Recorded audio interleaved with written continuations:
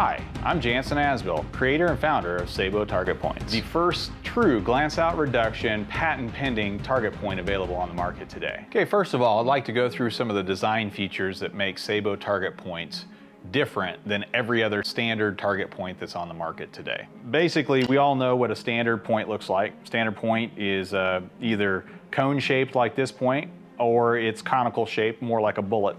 And what happens, and we all have this phenomenon in 3D archery, when we hit another guy's arrow, we hit their bushing, and it creates this deflection. With the standard point design, we have this angle, the steep angle here meeting another steep angle creates a compounding angle effect. And so when this point hits the bushing, it compounds the angle, deflecting the arrow that is in flight away from the arrow that it struck. So now let me show you how Sabo Target Points reduces that glance out based on the design features that are in the point. So what happens when the Sabo Target Point strikes another arrow is the point itself rides up over the bushing and creates this seating angle effect instead of a deflecting angle. Because of the reduced ferrule design and the concave radius with the integrated step at the base of the point, this whole design has changed it from a severe deflecting angle to a seating angle. And as you can see in just this little demonstration, as I just slide these points together, they're not deflecting. They want to seat up, they want to stay together instead of be pushed apart. And so that is just a key design and just the actual function without the integrated step. Now I'm going to talk about how the step works.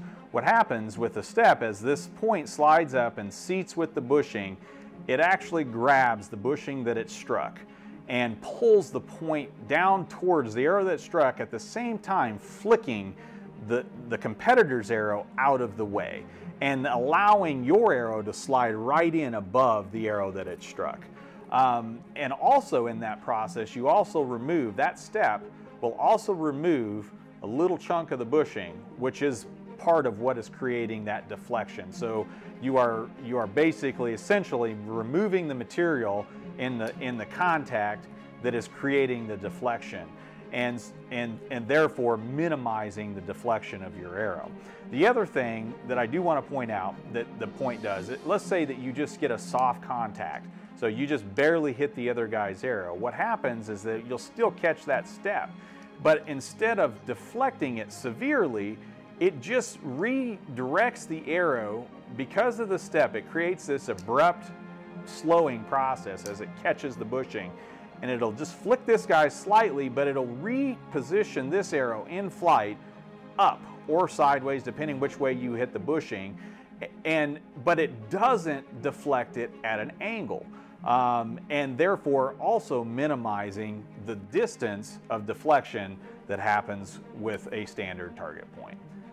There's the differences between Sabo and the standards. Some of you might have some questions or concerns about the durability and the longevity of Sabo Target Points. Because of the reduced ferrule design and the extended point length, it's a good question.